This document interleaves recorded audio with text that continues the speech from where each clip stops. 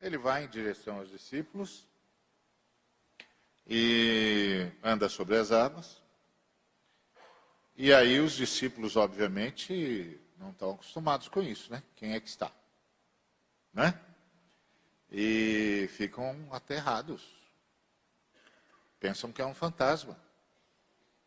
É possível mesmo, né? Porque a gente sabe que a água não tem densidade para suportar um ser humano de pé, né? Então, um sujeito não tem peso nenhum, é?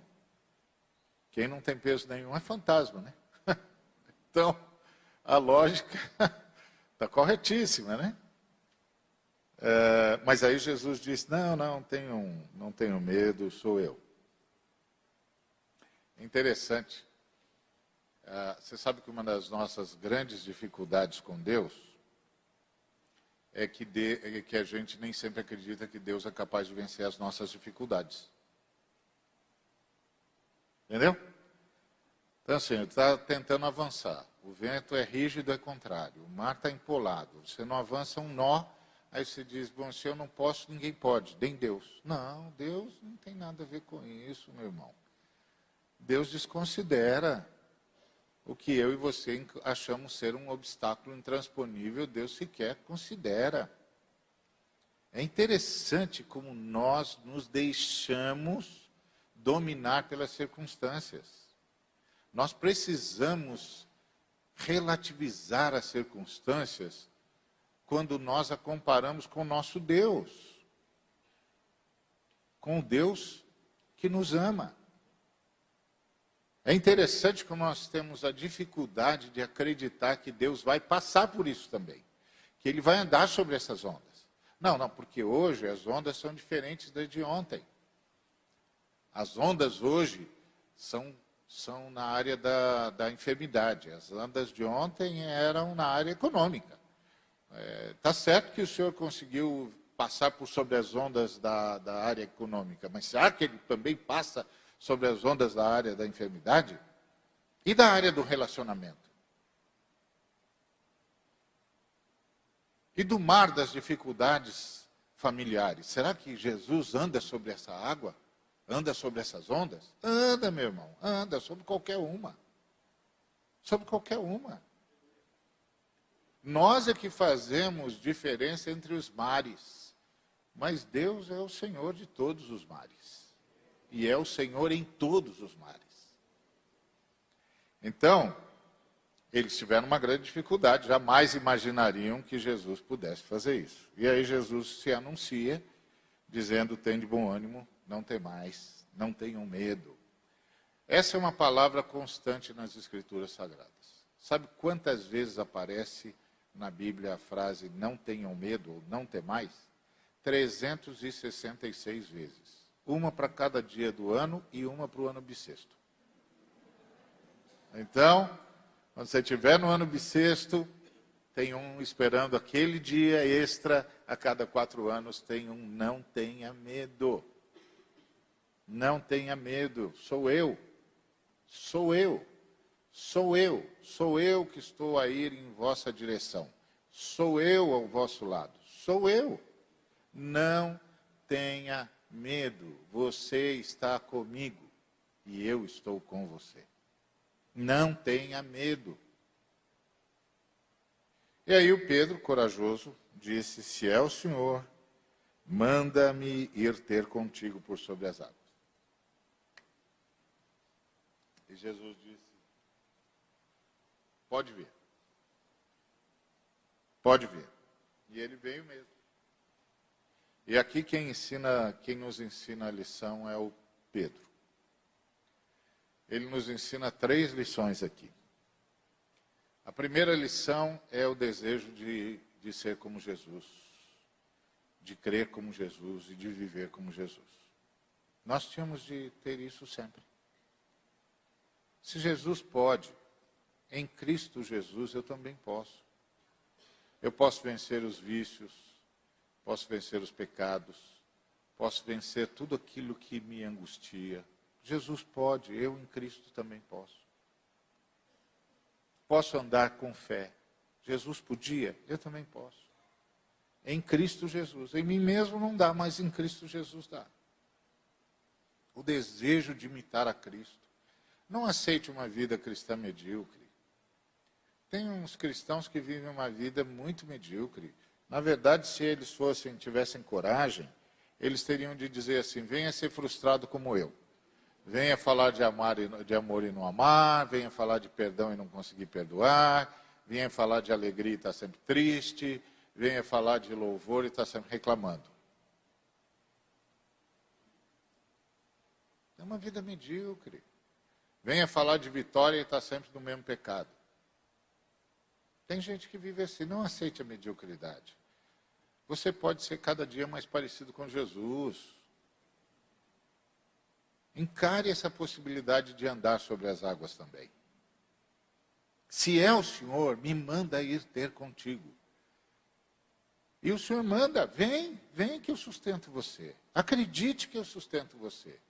Tome a iniciativa que eu sustento você. Se levante que eu sustento você. Vá nessa direção que eu sustento você. Acredite que eu sustento você. Acredite nisso. Você não precisa ser mais escravo de nada. Nem de ninguém. Você pode andar sobre as águas como Jesus. Ter uma vida vitoriosa como Jesus. Uma vida vitoriosa sobre os vícios, sobre os pecados, sobre as fraquezas. Jesus agora mora em você.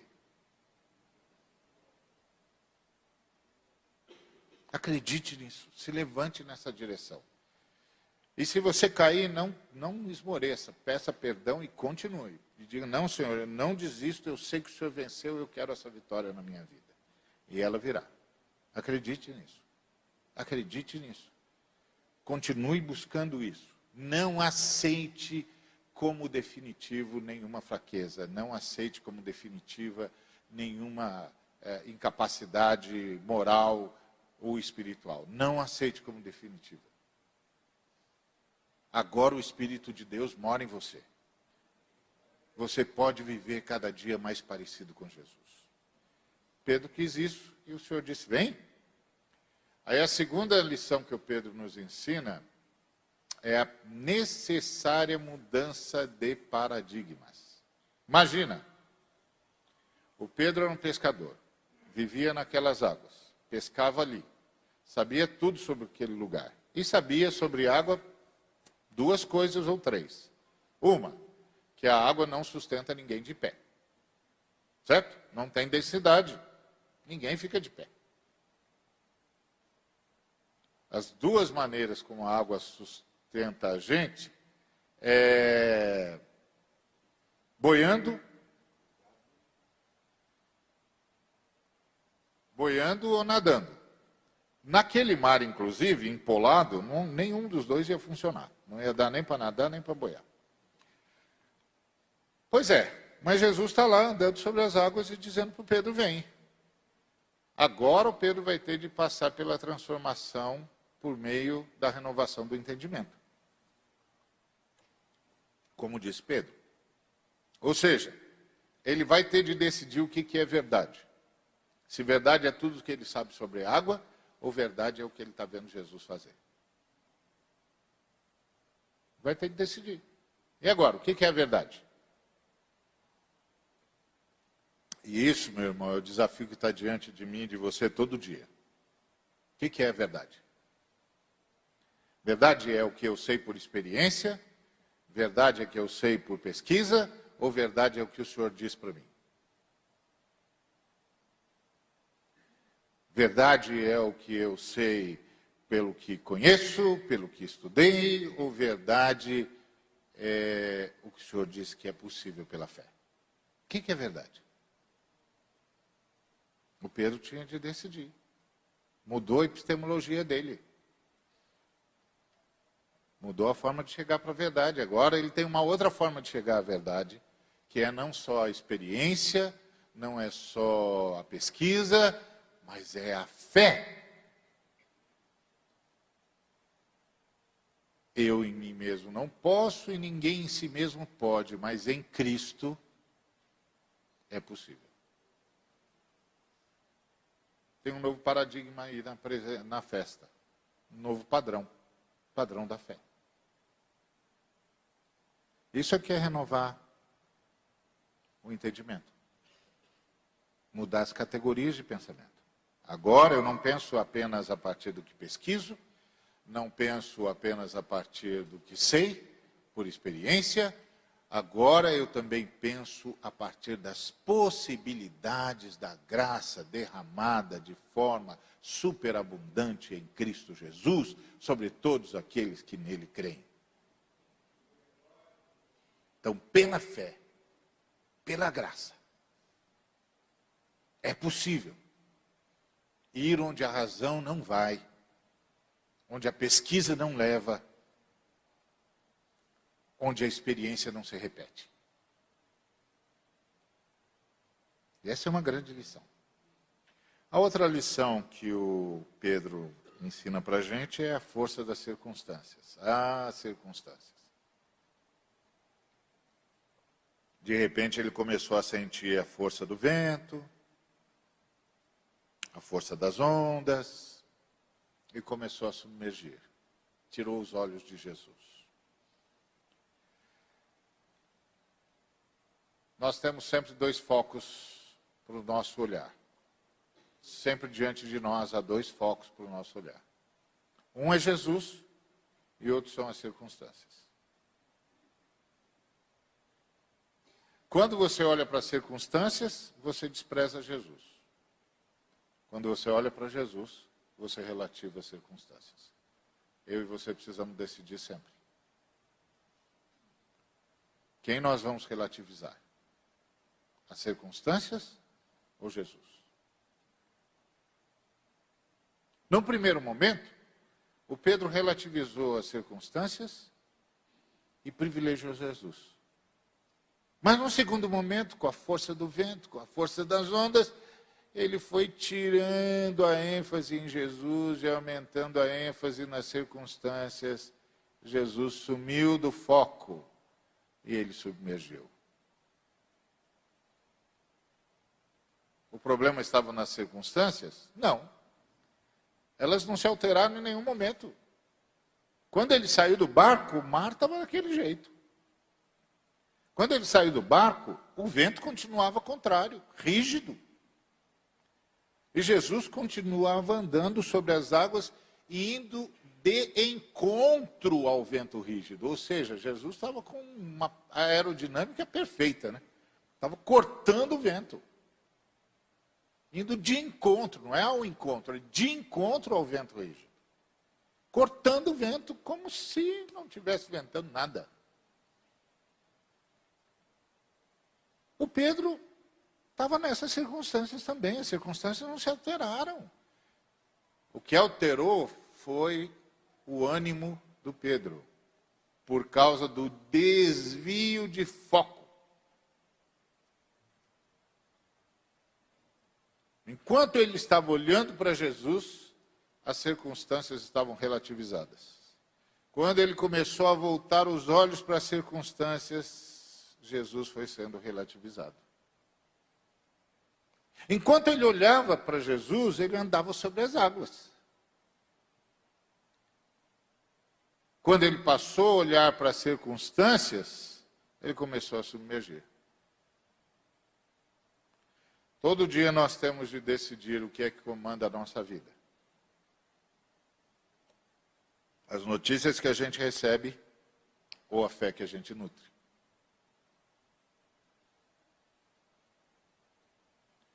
A força das circunstâncias, consubstanciadas por uma série de proposições, de equações, de leis biológico-físicas,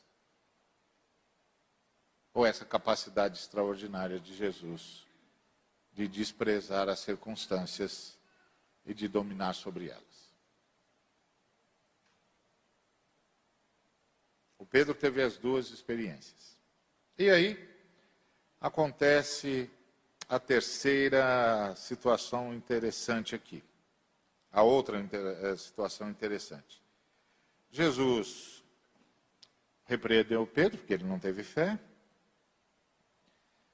Subiu para o barco e ele cessou o vento. Jesus fez um milagre baseado na incredulidade, não na fé. A gente pensa que todo milagre é fruto de fé, mas tem milagre que é fruto de incredulidade. Esse aqui foi um deles. Não é? Quando Jesus viu que a fé do Pedro não dava conta, e a dos meninos, dos outros meninos, então não deu nem para sair do barco, não é? Ele viu a fé desses meninos não dá conta desse negócio, não. O Pedro, que até estava me animando, não aguentou. Os outros, então, nem ensaiaram. Aí ele foi lá e fez um milagre. Cessou o vento e disse, ok, vou fazer um milagrezinho por causa da incompetência da fé de vocês. Vocês têm uma fezinha muito pequena, não tem problema, eu vou fazer um milagre grande. E essa é uma grande notícia. Que Jesus pode até dar um puxão de orelha na gente por causa da nossa falta de fé, mas não nos reprova por causa disso. Continua nos abençoando. Continua fazendo milagre. Às vezes, é um milagre que é a resposta de Jesus à nossa incapacidade de crer. Engraçado, né? Um milagre que Jesus fez porque os seus discípulos não tinham fé. Ou seja, Jesus não força a mão. Ele vai esperar por você, não precisa ficar com medo. Que às vezes as pessoas usam isso para amedrontar a gente, né? Não, porque se você não tiver fé, aí você vai ver. Não, ele espera. Jesus não força a mão, não. Ele podia ter dito para os meninos, olha, então vocês ficam aí com o vento rígido de vocês, porque eu vou andando, porque eu estou com pressa. Tem um bocado de gente lá que eu quero curar e eu não vou ficar aqui esperando vocês ter fé. Vocês não vão ter mesmo? Então é o seguinte, vocês fiquem por aí, eu vou andando, quando eu vou chegar lá em Genezaré, quando vocês conseguirem chegar lá, vocês já sabem onde é que eu fico normalmente. Pronto. Né? Vocês podiam abandonar o barco agora e vir todo mundo andando comigo. Mas a fé deles não dá conta para isso, não. E sabe o que é maravilhoso? Que Jesus não força. Jesus convida a fé, mas continua sustentando a gente nas nossas fraquezas e angústias. Que coisa impressionante.